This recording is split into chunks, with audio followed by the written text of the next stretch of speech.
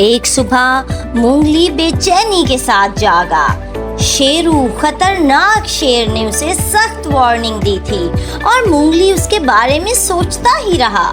जैसे ही सूरज की रोशनी दरख्तों के बीच से गुजरी, मूंगली को एहसास हुआ कि उसे अपने जंगल के दोस्तों से मदद की जरूरत है। दिल में भारीपन लिए वो कदीम बरगद के दरख्त की तरफ चल पड़ा, जहां हमेशा उसे सुकून मिलता था।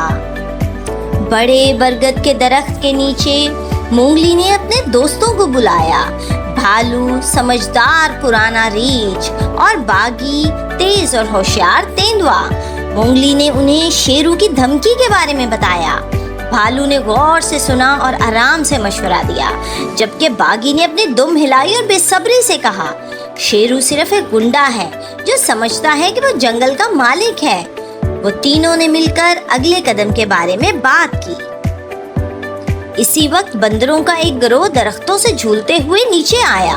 उन्होंने बातें सुन ली थीं और मूंगली की मदद करने के लिए बेताब थे। बंदरों ने कहा कि वो मूंगली की आंखें और कान बनेंगे, शेरू पर नजर रखेंगे और किसी भी खतरे से पहले खबरदार करेंगे।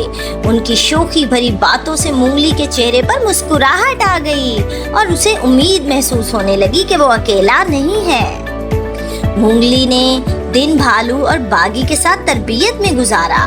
भालू ने उसे जरूरी महारतें सिखाई, जैसे खाना जमा करना और अपने आप को बचाना। बागी अपनी खामोश हरकतों के साथ मूंगली को दिखाता रहा कि किस तरह खामोशी से चलना है और सायों में छुपना है। इसी दौरान बंदर ऊपर से निगरानी करते रहे, हमेशा तैयार कि अगर शेरू आए तो मूंगली को आगाह करें। जैसे जैसे दिन गुजरता गया, मूंगली मजबूत और पुरएतमाद होता गया।